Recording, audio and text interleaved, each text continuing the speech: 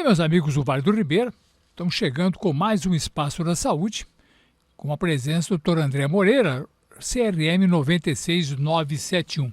Muitos assuntos interessantes hoje. E primeiro, uma coisa bastante delicada, doutor André. O que fazer quando ocorre um erro médico? Todo mundo erra, né? Ah, sim. Muito bom dia, amigo ouvinte.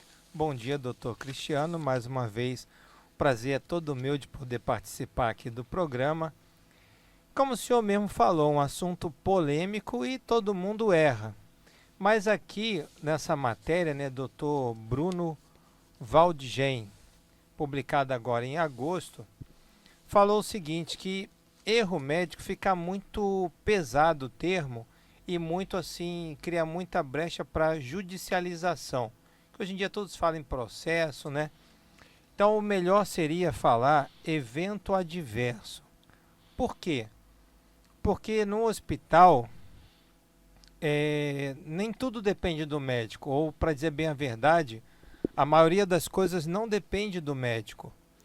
Então como é que funciona? Eles falam o seguinte, que no paciente que está na observação, por exemplo, está lá aguardando vaga para uma UTI ou aguardando vaga para uma enfermaria com uma condição melhor, mas é um paciente que tem escara, tem ferida no dorso, né? Que eles falam aqui, úlcera de pressão. Então, quer dizer, está numa observação sem condições, numa maca improvisada. Quer dizer, isso é erro médico? Não. Então, tem muita coisa que acontece num hospital que seria melhor chamar de evento adverso, porque nem tudo cabe ao médico decidir.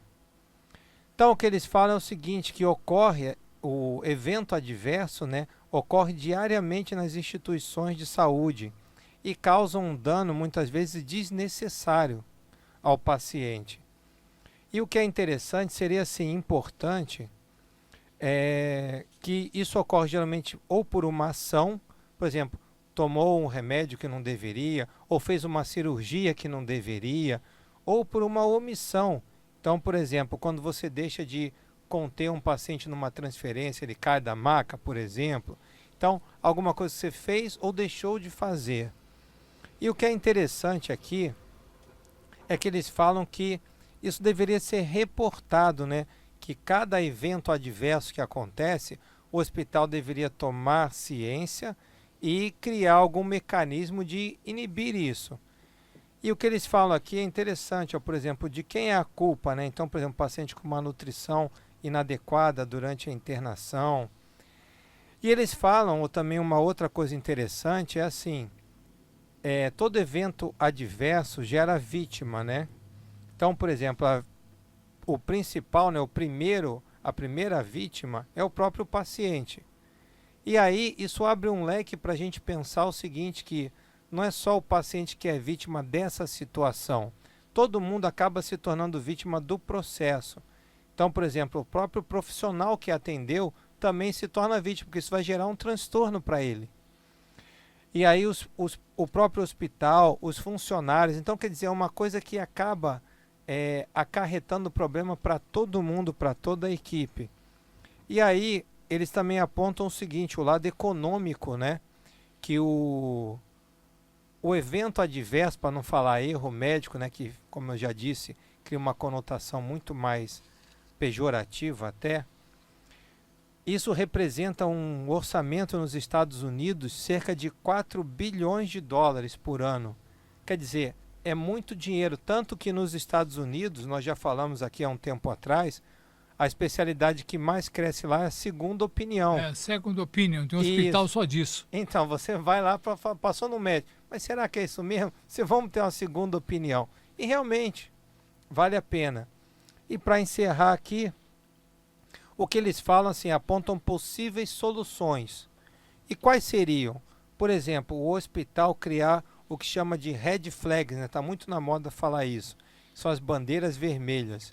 Então, por exemplo, você digita lá na ficha, o paciente está com falta de ar, já aciona uma luz vermelha para prestar atenção, tomar cuidado. Ah, está com dor no peito. São só as palavras que são red flags, bandeiras vermelhas. E outra coisa também seria, por exemplo, iniciar já na faculdade de medicina um curso, né, uma matéria sobre orientação sobre eventos adversos, para se prevenir e evitar essas situações. Então, quer dizer, é um problema que existe que vai muito mais além do que simplesmente falar, um erro médico. Não. Eu vou pensar, com relação a essa questão, vou fazer um comentário também. Essa situação eu conheço bem, pessoa conhecida minha. Ela ficou doente, foi ao médico, o médico pediu os exames, quando voltou, deu um tratamento, não estava funcionando. Depois veio se apurar que o laboratório trocou os exames. Os exames que foram para ela eram para outra pessoa. Olha que problemão, né? Quer dizer, o médico baseou nos exames. E os exames não eram dela. Aquele levantamento que tinha de sangue, aquela coisa toda, não era dela, era de outra pessoa. Por isso complicado, né? A gente Quer dizer, o médico não tem culpa nenhuma, porque ele confiou no exame. Sim. Bom, outra questão aí, hoje só tem tema polêmico, hein? Olha, os médicos estão falando, eutanásia para doenças mentais é certo ou errado? Porque o Canadá hoje é campeão no número de mortes assistidas, né? Sim. Também outro tema, como o senhor mesmo disse, um pouco polêmico. Um pouco não, bastante polêmico. E aqui eles falam, né, que hoje em dia tem duas questões de morte assistida, vamos dizer assim. Um que é o que chamam de MAID, né, que é assistência médica ao morrer. E o outro que é o PAS, PAS, suicídio assistido por médico. Complicado isso, né? No Brasil a gente tem bem dificuldade de enxergar isso. Mas a nova legislação proposta no Canadá, que era para ter sido aprovada agora, mas como deu muita polêmica, estenderam isso para aprovação até 2024, que seria o seguinte, morte assistida, né? Oferecer a opção de morte facilitada pela própria pessoa para quem tem doenças mentais avançadas. Então, o MAID, né, seria isso, a opção de morte assistida para quem tem doenças mentais avançadas. E aí foram ouvir a opinião de psiquiatras sobre o assunto. O psiquiatra falou o seguinte, mas nós como psiquiatra, a gente tem, por obrigação, a gente aprende a inibir, a ir contra o suicídio. Então, quer dizer, você induzir uma pessoa que tem uma doença mental avançada à morte assistida vai totalmente contrário ao que a gente aprende na psiquiatria. Que como psiquiatra, a gente tem que orientar e tentar, como é que eu vou dizer assim, melhorar a condição do paciente. Só que, contrário a isso, eles pegaram assim vários relatos de pessoas, né, principalmente que vêm lá do Canadá, dizendo o seguinte, eu e muitos dos meus amigos idosos não tememos a morte, mas tememos a demência prolongada, com sua dependência e falta de qualidade de vida, escreve o leitor aqui. Então, quer dizer, isso surgiu mais baseado na demência senil, provavelmente. Do Alzheimer, né? Então, é realmente uma questão assim bastante polêmica. E agora, né, será que isso vai ser aprovado? Será que não? A Sociedade de Psiquiatria já se manifestou o contrário. E lembro do meu pai, falecido já, ele dizia o seguinte, que assim, era médico, né? E ele era contra a eutanásia ou contra a morte assistida. Por quê? Ele falava assim, às vezes na hora que você vai lá e desliga, surgiu uma cura ou surgiu um tratamento. Então que a gente deveria esperar até o último momento. Até a natureza resolver a questão. Aí, curioso que surgiu aqui um debate também, ó. Um médico de cuidados intensivos, um médico de UTI, respondeu às acusações de uma família, dizendo que a retirada das medidas de suporte à vida significava brincar de Deus. E ele falou que não, pelo contrário, escreve o médico, há um limite para nossas habilidades e retirar essas intervenções que prolongam a vida permite a natureza ou Deus ou o que quer que seja desempenhe um papel e siga o seu curso, que a natureza siga o seu curso. Então, quer dizer, na realidade, é Bastante polêmico, né? bastante polêmico, exatamente. Doutor André, agora vamos falar outro assunto, não é tão polêmico, é lógico, mas é o... Muita gente pergunta, tem gente que vai dormir às 7 da noite, outros vão dormir às 3 da madrugada. Qual o melhor? A ciência diz algum horário melhor para a pessoa dormir, o horário que evita muitos problemas? É curioso que assim, no começo nós falávamos muito aqui em dieta e atividade física. Agora nos últimos programas nós só estamos falando de dormir. Acho que Sono. nós estamos ficando com... Vai dar sono na turma. E como o senhor viu aqui, tem um estudo, né, da Universidade de Harvard, que é a melhor universidade do mundo, falando que o melhor horário para dormir, eles foram pesquisar isso, né, e avaliaram 88 mil indivíduos. Muita gente. Muita gente. E puseram lá o reloginho de pulso, né, ou algum smartwatch, um reloginho inteligente, durante uma semana e avaliaram o sono desse pessoal todo e acompanharam esse grupo por cerca de 5 anos e meio. E eles viram que o melhor horário é entre 22 e 23 horas, que seria a produção maior da melatonina, que é o hormônio do sono. Interessante, muito interessante essa pesquisa.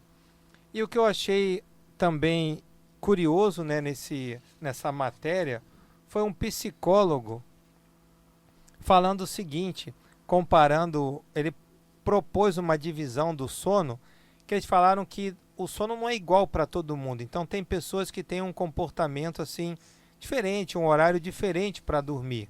Na média é entre 10 e 11 horas. E esse psicólogo, o Michael Breus, ele sugeriu o seguinte, comparar o sono das pessoas com os animais. E ele falou assim, que tem os ursos, que são aqueles que têm o pico mais alto de melatonina entre 10 e 11 horas da noite e precisam dormir cerca de 8 horas. Então tem o indivíduo urso, tem o indivíduo lobo, que vai dormir tarde e tem dificuldade para acordar cedo. De manhã ele não levanta, esse é o lobo. E o leão dorme tarde e levanta cedo. Eu sou leão, durmo tarde e acordo cedo. E tem os golfinhos, que é aquele que não tem uma rotina definida de sono. Eu sou golfinho. Interessante. E ele fala assim, o importante é estabelecer uma rotina de sono.